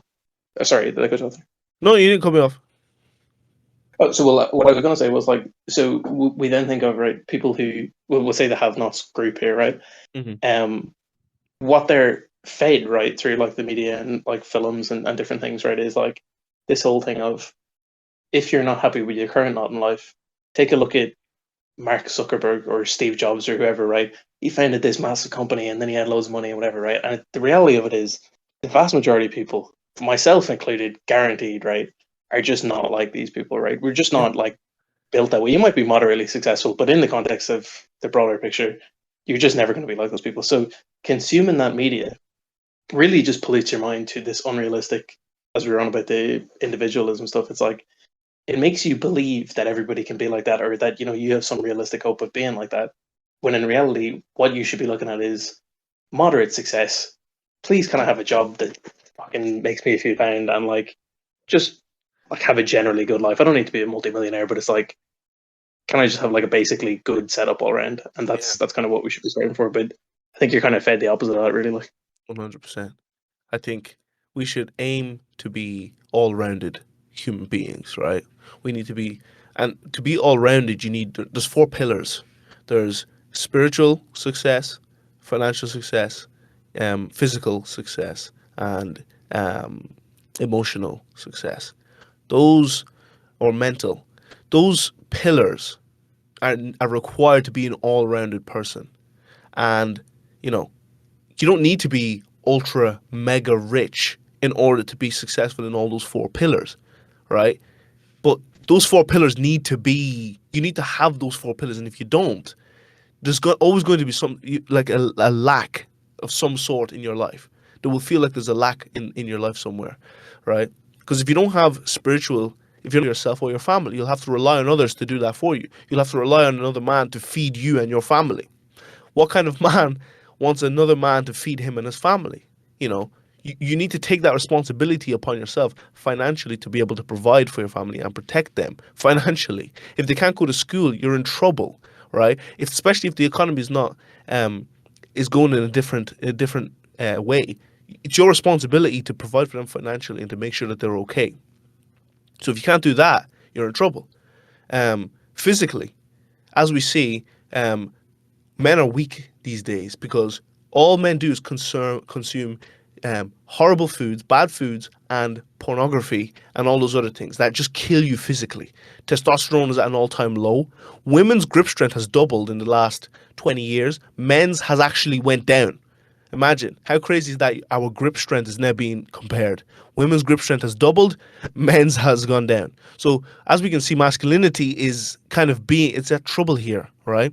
And if you're not, and physically, if you're not a physical being, you're not going to be confident. Your confidence is going to go down. And as a result of your confidence going down, you won't be able to speak to women. And as a result of not speaking to women, you can't procreate. And as a result of not procreating, you resort to pornography. And that's why these OnlyFans models make so much. We complain so much about them that they're making all this money, right? But men are consuming it. Weak men are consuming all of this content. Men are consuming this pornography. Men are consuming all these horrible foods, pesticides, all this stuff that's being pumped into our bodies. We're feeding ourselves this. As a result, it's killing us slowly on the inside, making us weaker, right? So if you're not physically okay, you're in trouble. And if people that don't train as well, you're in trouble. You need to be physically fit. And if you can't protect yourself either, if you don't know how to fight, you know, not knowing how to fight is fine. But if you won't fight, can't fight is okay, but won't fight, that's a problem. Because there could always be a time where you might need to. And if you don't know how to, you're in trouble. Come on. And then the other pillar is mental or emotional. If you don't have love in your life, if you're not emotionally intelligent, you're in trouble because you're not aware of things that are going on. You're not aware of other people. You're not aware of things that could potentially be around. So there's the four pillars, and that's the thing of the paradigm shift. I want to help people grow in all those four pillars because I'm also on that journey of growing. This is the long-term plan for me, this paradigm shift thing. I plan on doing this for the foreseeable future. I don't see myself ever stopping. So when I eventually get to where I want to get to, at least I have uh, this documented for people to go back to later, so this can help somebody else because I was once lost and I'm still trying to go through this journey. But one thing I know is that those four pillars are insanely important. So where did those four pillars come from? Because I think that was really well put overall. But did you come up with those four, or are they from like somewhere else and you've kind of like tweaked them, or what? Where did they actually originate? Like, So um, some of it came from myself, just from what I'm doing on a daily basis. To where, because I used to read a lot of Stoicism when I was in college, right? I used to read a lot of Seneca, Marcus Aurelius. I actually have his book here. And I used to read a good bit of the Bible as well to understand those characters in there. And there's just one thing that I've realized, and I've also looked at men that I want to emulate in my own life. I don't just look at a man that's rich and say I want to be like him, right? Like I'm looking for men that are all rounded. That those are the people that I look up to. I don't want to just look up to the rich people because they have no self-control, right? And one of the biggest things in Stoicism was temperance, self-control, to be able to say no to yourself when it's very difficult. And if a man doesn't have self-control, you're in trouble in life, right? Discipline. If you don't have discipline, you're in trouble. And that all stems from being physically fit, going to the gym, training, no matter how you feel. That builds that discipline in all areas of your life. But it starts physically. Physically fit, it transfers all around to every area. I'm actually helping a friend right now, and he went to Canada, and I've been keeping tabs on him. He said I told him not to come to Ireland, uh, being the same person he did when he left. And he's lost about 10 kilos now in like 3 months or something like that. He's losing a lot of weight. And I'm making sure to keep on him to make sure he stays on this track. And one thing that he said was, he didn't believe that the physical element would transfer into all areas of his life. He thought that the physical element was just the physical element and he had to develop in other areas. No, when you're physically, you're disciplined and you make yourself go and do things you don't want to do, you make yourself do hard things, in all areas of your life, it starts to translate. So to go back to your question, I got it from men that I want to be like. So like like Jesus is one, right? He was I don't know if he was physically fit, but he's my spiritual guide, right? The way he lived his life, I'm trying to live my life like him. I want to be Christ like, right?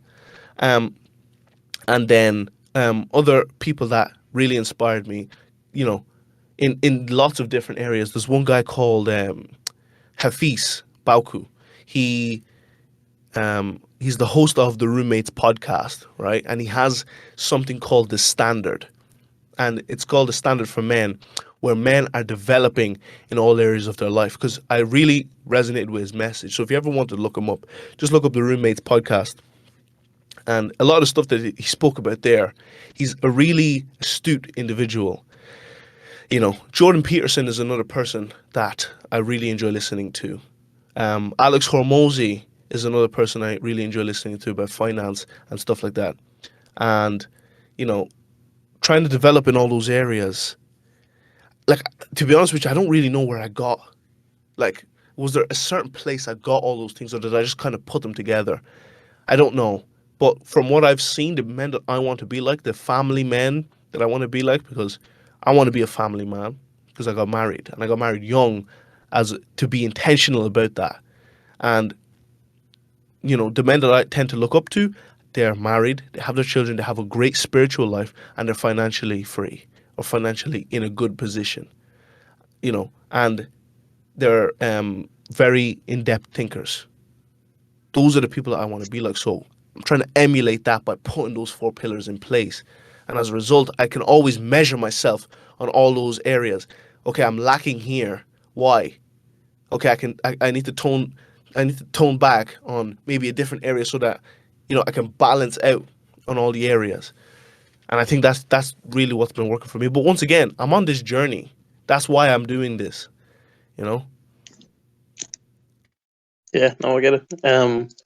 Definitely, man. I thought that was when you actually like went through those four pillars. I thought that was like really really well put. Like, I was looking for stuff to like fault you on because you know yourself, you wanted to like do a bit of like critical feedback sort of thing there. But no, I thought it was really bang on.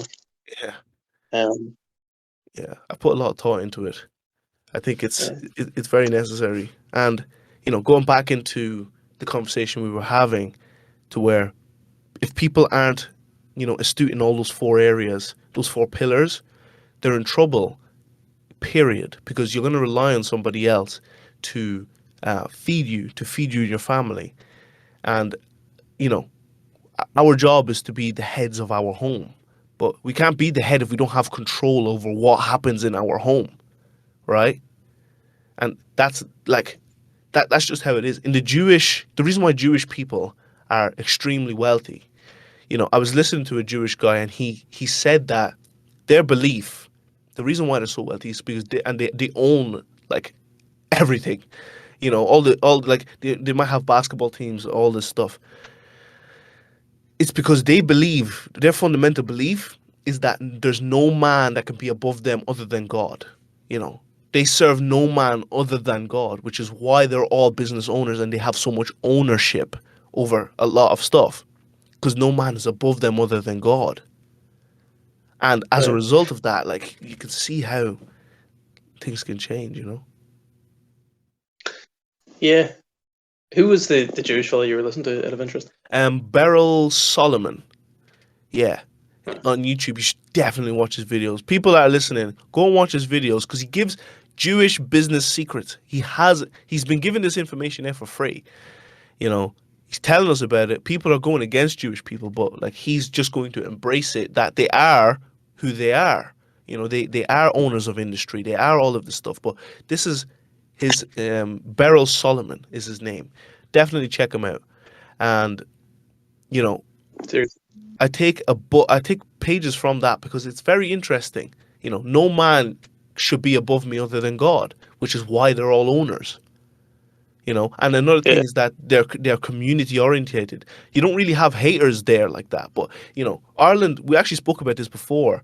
Irish people love to hate the person that manages to break out and get like free per se. But if you're the underdog, they love you because it's relatable, right? Which is understandable. But once the underdog finally gets success, because they want him to win, they want him to be successful, he gets there, now they don't like him anymore all of a sudden.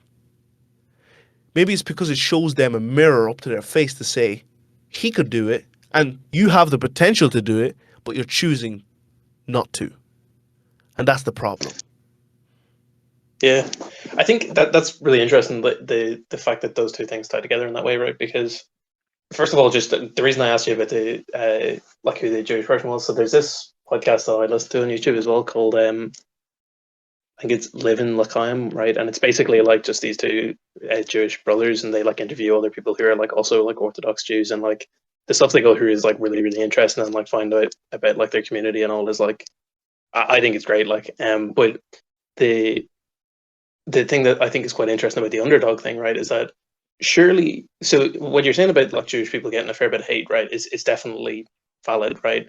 And that is definitely the case, like across the board, right? But surely the Jewish person is the ultimate underdog, right? In that the whole community, right, up until very, very recent times, weren't allowed own property, weren't allowed own businesses, right? We're like really, really heavily oppressed across the board in Western Europe, and Yeah. I'm not really sure about America in that use case, but Middle East and all as well, right?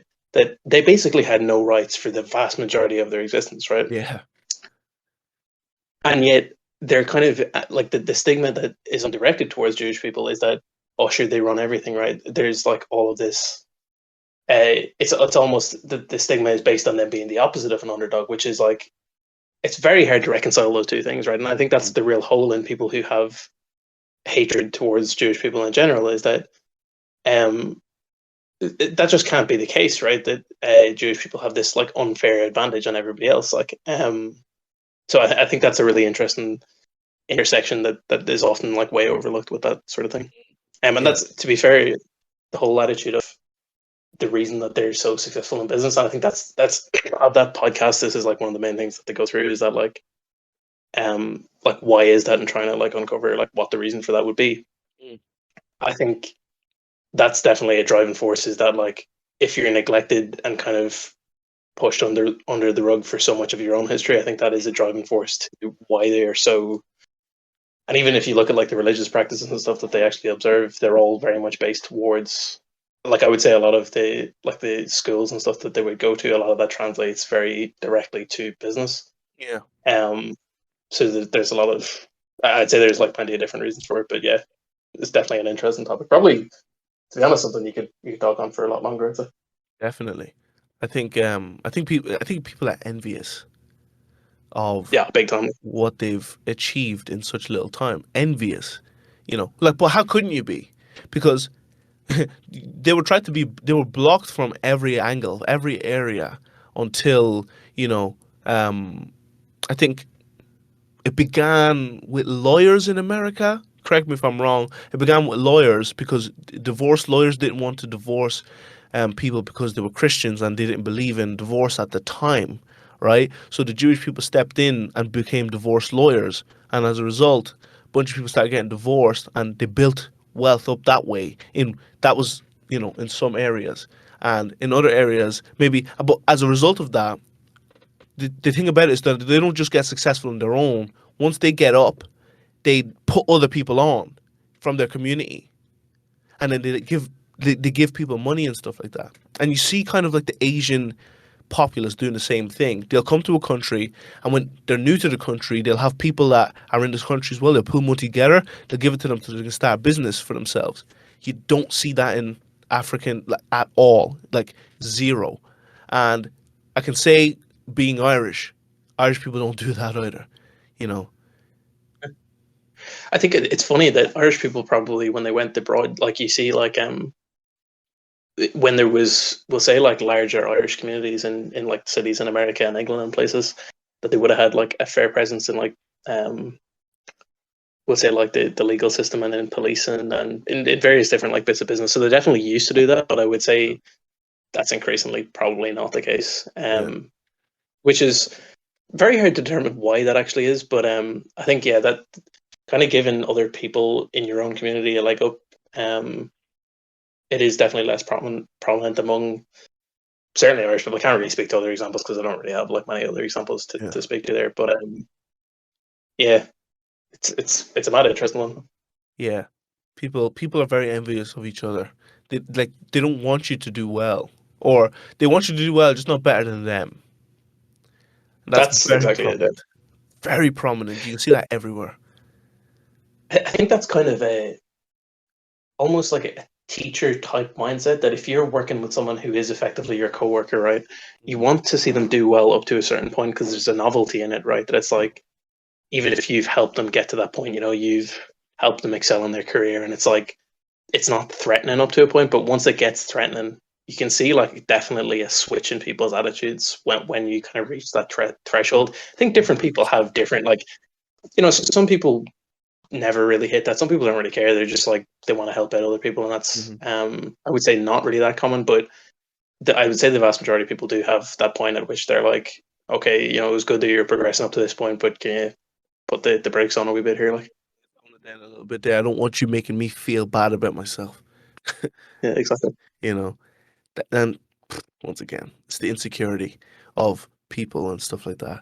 So I'm gonna go back to what we were talking about before, right? Before we continue again, because I feel like we left that one on a cliffhanger. We're going into the pre-Renaissance era. Mhm. Jobs are being taken over by computers and stuff like that. As we can see, there's going to be bots and stuff like that that are going to be implemented in like Lidl's and stuff like that. Cashiers, so that cashiers are no longer going to be needed. There's going to be a lot of people that are in the workforce, uneducated work, that will no longer be needed in the workforce. So then, I think Elon Musk was in an interview and said, okay, what are you going to do about those people? And he said that he thinks that inevitable that there's going to be a universal basic income that's going to be implemented, on a large scale, more so than it is now, to where people, like, if you're not needed, then like you have to be put on universal basic income, and they want to hoard you into kind of these small, tiny, like, towns and cities. They want to put you in all these places to keep an eye on you, basically. What do you think of that? I think so. Elon Musk's career, right? We'll Mm. say in like Tesla and the stuff that he does now, right, is very much based on subsidies, right? Yeah. On the basis that he's cutting edge, right, and the things that he does are cutting edge, and nobody else Mhm. could do these things, or not that nobody else could do them, but it's like the reason that the government give him all this money and all this funding for his various different bits is that he kind of inspires people, similar to the space program and all of these different bits that you had in like decades gone by, right? Mhm. So he does have to say some sensationalist stuff here and there to basically get people thinking and to get people kind of noticing what he's doing, so that the government get kind of um, their money's worth for it. I Mhm. think people have been saying that computers are going to replace jobs for like a very long time. Like even if you look at right the example of AI, right, and having AI do things that I can't remember what the example was, but basically, like you've had startups in the area of AI for the last, we'll say, 40 years, right? And 40 years ago, if you asked somebody who was in one of those startups, what do you think? When do you think these changes are going to happen and people are going to be put out of jobs? And they would have probably told you next 5 years, right?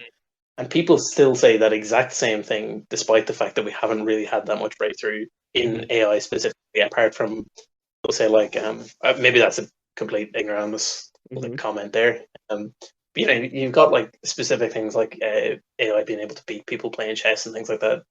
But in terms of, uh, we'll say, like customer support, right? Or one good example actually is people thought, we'll say 40 years ago or that, right, that you would be able to replace a lot of menial tasks that doctors do Mhm. with AI, right? You would just have a chatbot and it would say, I know all of the diseases that you could possibly have, right? All of these different like infections and whatever, right? And you give me your symptoms, and I'll be able to spit back out at you like what is wrong with you, what prescriptions you need to get, all of that. Mhm. That has never convincingly happened in all of that time, and Yeah. there's not really that much promise of it happening in the next while. So I am pretty skeptical of how far that can really go. Like, Mhm. and then we were saying about people that have to stay in cities, right, and that can't move around. Hospitals can't be run completely by computers, and I would say there's a pretty limited amount that computers can actually do there. A lot of the civil service, like teaching, you can't really have robot teachers, apart from for, no, in general, you can't, right? There are certain subjects that I think are over, the teaching of them is over personalized. So we'll say, like, uh, one example is, I didn't actually do geography for the Leaving Cert, right? But the impression that I get was it was a lot of rote learning. So you just get like paragraphs and stuff and you just have to learn that off and that's it. Yeah. You don't really need a geography teacher in that sense, right? Mhm. And maybe that's a fault of the subject and how it's kind of set up. But, there's maybe some areas where machines can come in and kind of iron out that process. But in general, you're still going to have to have teachers. I think there's a lot of instances like that where, and then the other thing is for your classic thing where like robots can kind of do the work, right? So we'll say like a manufacturing line. Mhm. Like I've worked in like factories and stuff like on and off, right? And there is definitely a point up to which that helps. After that, it doesn't necessarily impede progress. And I would say in the bigger picture, you probably save money and increase efficiency and stuff, but you do still need people to operate those machines, right? And when things Definitely. break in the machines, to kind of fix them and that sort of thing. So I think the prospect of people being replaced by machines, it's been on the go a while and it hasn't happened. And I'm kind of skeptical as to whether or not it will happen. So I'm really like, massively scared of that one. I don't think. Could be proved Yeah. wrong though. Right. So that's interesting. You'll always need, but let's just say there's an assembly line of 1,000 people, right? And Yeah. now you get robots in. You make a big investment to get robots in. You can cut 800 jobs out. Yeah, yeah, not true. You know, that's But I think 80%. You still need the humans there, but 80% could be gone. that's true. But at the same time, those are a lot of those jobs that you can replace are jobs that people are racing to the bottom to be able to compete for like wages for those things, right? And to get those Yeah. jobs, people are having to make compromises that they shouldn't have to make. So we're kind of at the point where it's like can we please hurry up with the AI so that we can put these people in better fields where they can have a better life for themselves, right? Because that's completely attainable that would happen, right? And Definitely. it is there is a scale question, right, which I would kind of tend to overlook a bit. Is that like those 800 people who are laid off? I would kind of say, right, so there's 200 people have stayed. There's maybe a couple hundred jobs for like R&D departments for those machines, delivery drivers to bring some like there's alternative jobs for people, but in general, have you cut off maybe like 50% of the workforce? You probably have, right? So that Mm, is definitely something I'm kind of guilty of not really thinking about enough, I think. yeah. And not only that, we also spoke about, like you touched on jobs that would require education, like working in R&D or working in, well, assembly lines not necessarily don't necessarily need an education, but um, jobs that don't require education, those are the ones that are really at risk, because Yeah, those people are very replaceable. But people that require education to do a certain thing, like nurses, impossible. Like I never see AI ever taking the job of a nurse or a doctor. I just mm, don't see it, right? Because those jobs there, you need that human touch, and nursing homes as well. You need that human connection. Robots can never replicate that, right? But in shops like supermarkets, think about if Lidl has 50 people working in that Lidl, and if they do a thing where they don't need cashiers anymore, or they only need somebody to come restock the shelves to, you know, bring the stuff in and just to do a general walk around check to help people, you can cut that 50 to 10, which is another chunk of people again that will just be forgotten about. What will they do? Especially because it's not a job that requires education. You learn on the job. yeah, Those are the ones that are really at risk, and that's actually a really large amount of people. yeah. I think there's definitely a pivot in attitude that needs to happen there as well. With like, if you think about right, like civil society, right. So if you think about right, if you are in Dunleer there, right, and well, I don't know if you're in literally anywhere, right. Who runs like local community groups, right? Who, if you go onto like a football pitch, who are the coaches, right? Generally Mm, speaking, it's not specifically people who have loads of like leisure and kind of like it's not like the CEO of Smurfit Kappa or whatever who has all of this like all of these benefits and different things and has like a class job in the first place that's able to kind of fit this into their schedule. Generally speaking, right? People who make up the community, right, are people who would be laid off in that situation in the first place, right? yeah, If you then lay them off and there's this stigma around being unemployed, right? You risk alienating a lot of very, very key people in your actual community, right? The people who make the whole thing work and keep the wheels on the thing, right? If you say, "Oh, you're unemployed now, you're a dickhead," what yeah, like? Do you know what I mean? That's not a good situation for anyone because not at all. yeah, it's there's definitely like that is a massive and the universal basic income. I think I'm not really sure how I feel about it. Like, I think I hear the argument, but I don't know really what problem that this actually solves. Because, I mean, the obvious argument is like you give everybody universal basic income, everything just gets more expensive, and you basically haven't given anyone anything because the extra money that they've got, they now everything. If you give somebody 200 quid Yeah, a week extra, everything just costs 200 quid a week extra, basically, yeah, right? fact. Um, so I think if you like, I'm not really that well skilled in it, as I say. So if you kind of talk to somebody who was more up to speed on like how that would work, because I'm pretty sure there are arguments against that wouldn't be how it would pan out. But yeah, it's a tricky one. Like, Yeah, I must get somebody on the podcast to speak about that. See what their opinions are. I'll take a little note of that. Um, yeah, it's very techy, like to try and figure out all of these things. But I guess it's like putting the conversation out there. We've done our job, right? We don't need to have the answers. At least we've spoken about it, right? And um, I think ultimately, all I want is awareness in people, just to be aware of um, the things that could potentially happen to them if they're not, like, say, educated in one area or they have no skills. Because realistically, you can buy skills online to learn things, right?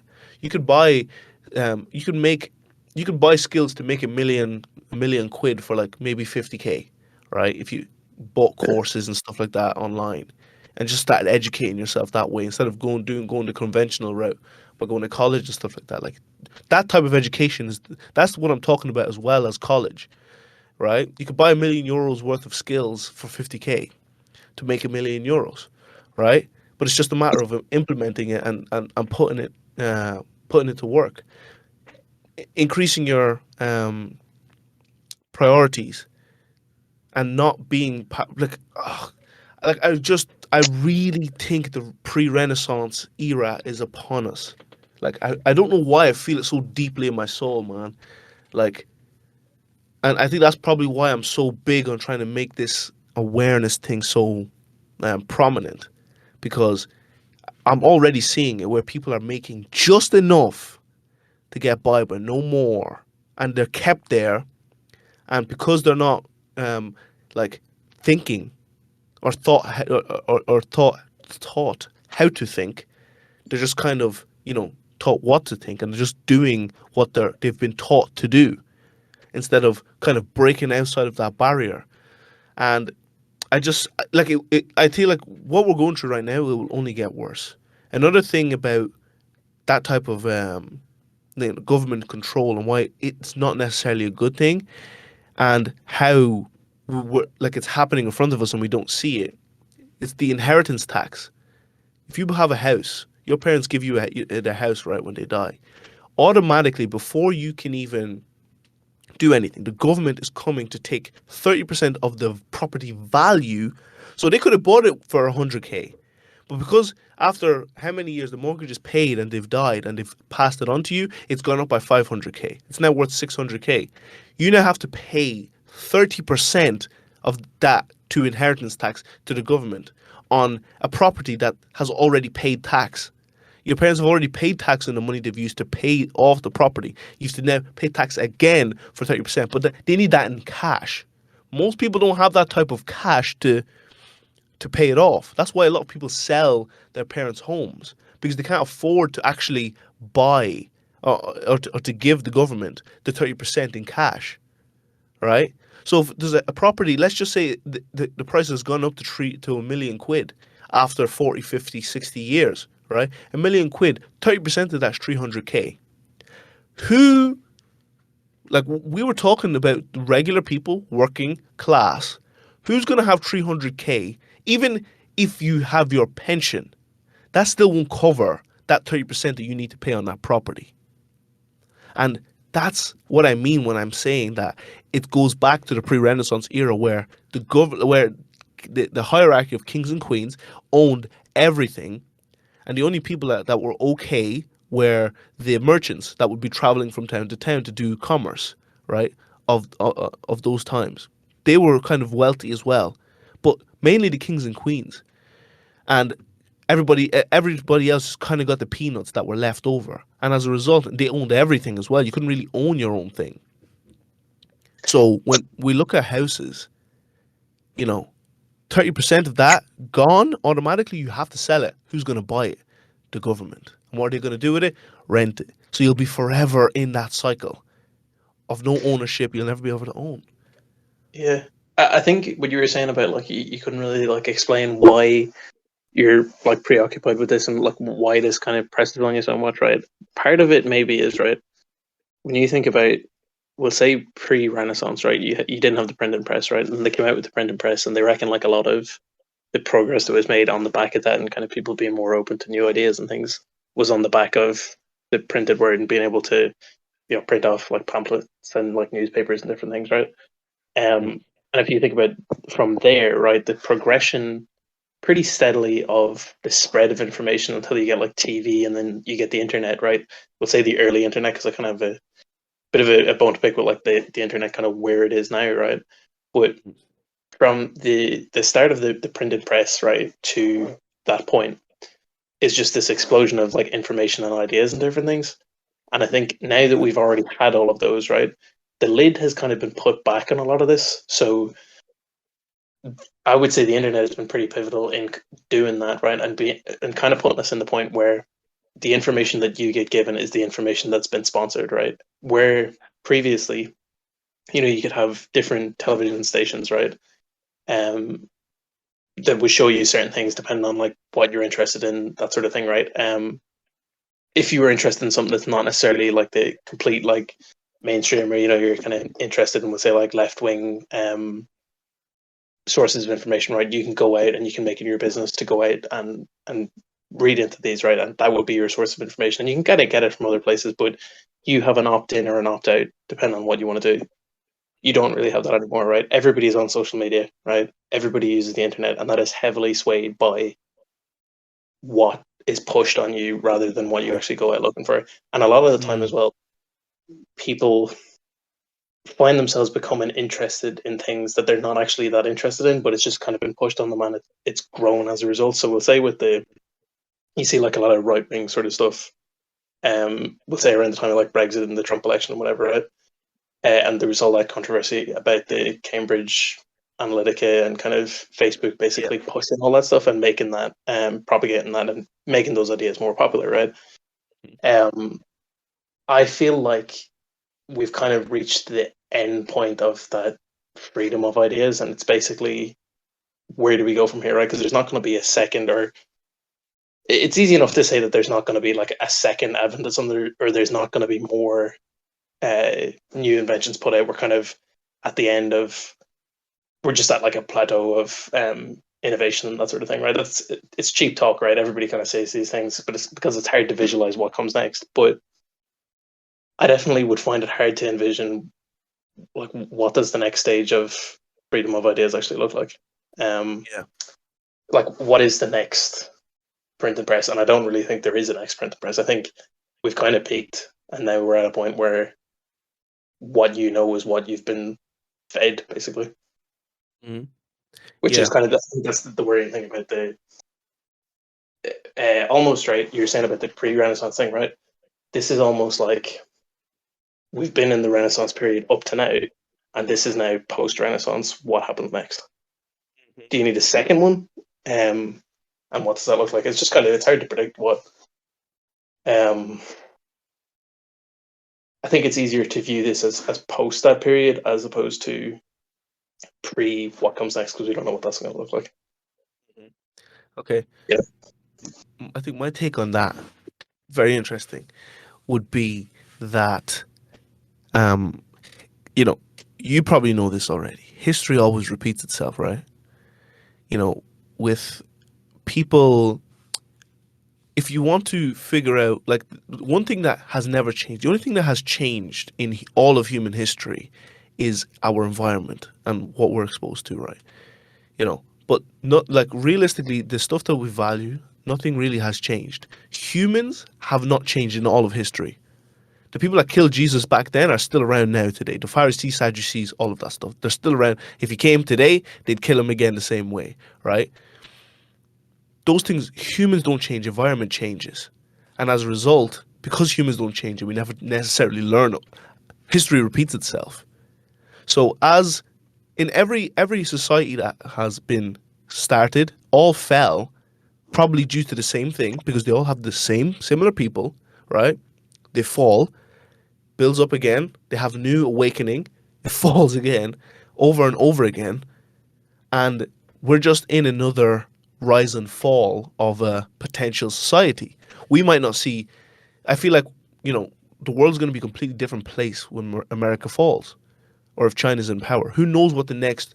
But like in all of these phases, they were never in 20-year, 30-year spans. Like a period might be a 400-year span in our history, you know, 400, then another 400, then another 400, then another 400.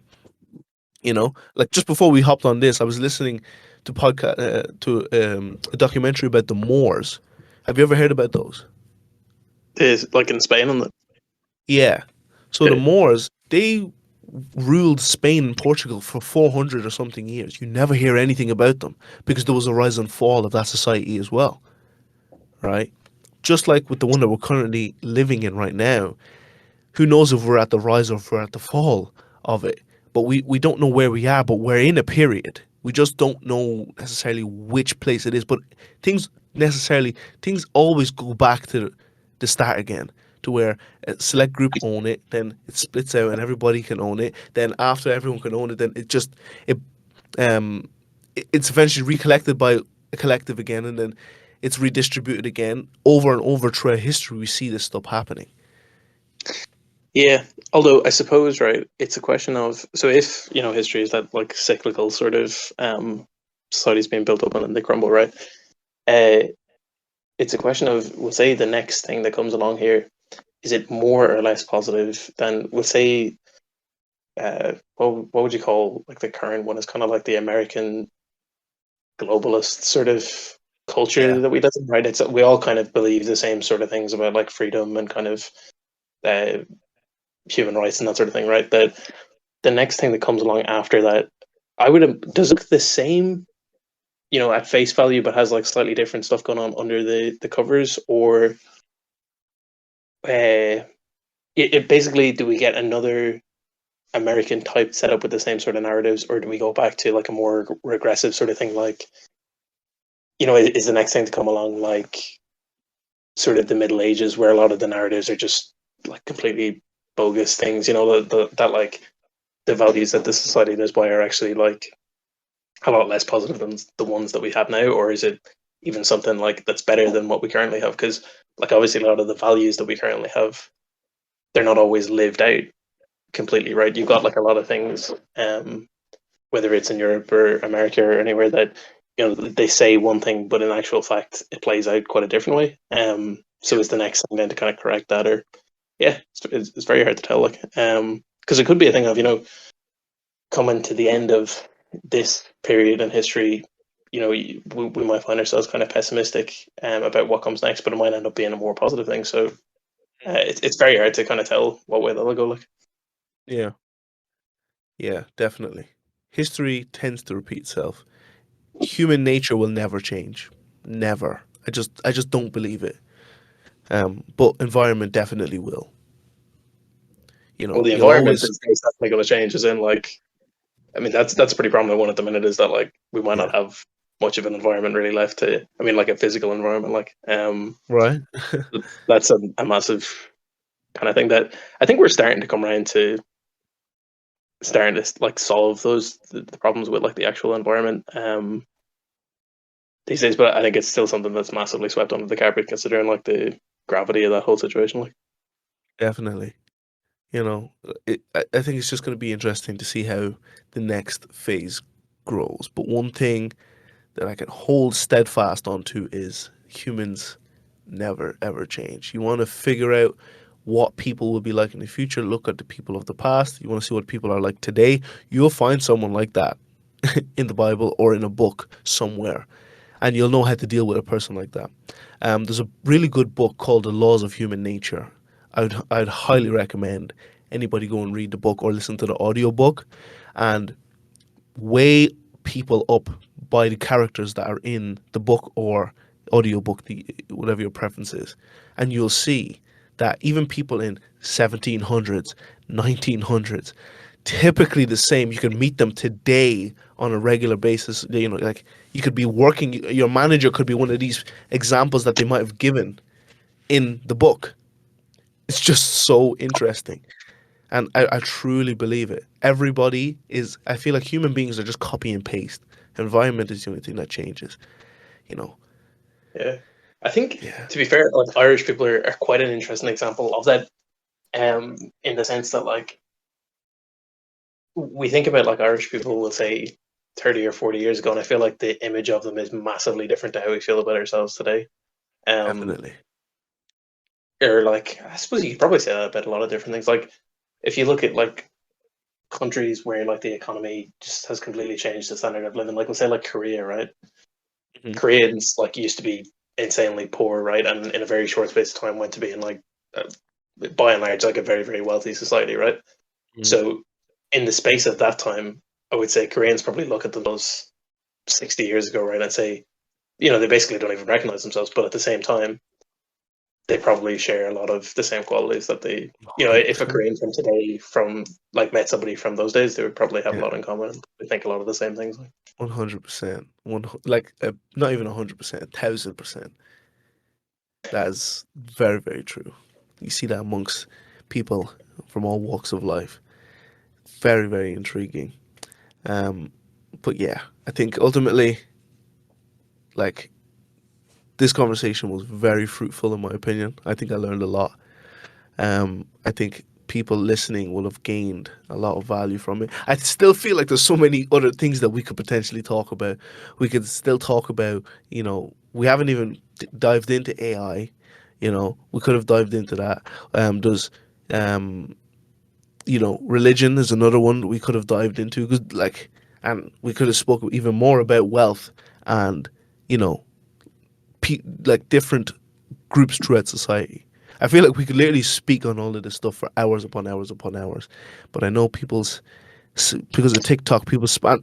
TikTok's another one we could have touched on social media because I know you said you had a problem with that one too, you know, but people's um, time spans aren't as long as we would like them to be, you know. Um, you say something? No, I was just saying that is true. Like, Yeah, yeah, no. Um, but ultimately, I think people that are listening. Like, I really, really, really want people to just be aware of the life that they're living and that to be careful and wary and to question everything, question your beliefs, um, and just see things for what they are instead of what you'd like them to be. Like, what's actually going on? Just look around, come to a realization, and try your best to do that and to build those four pillars in your life as well.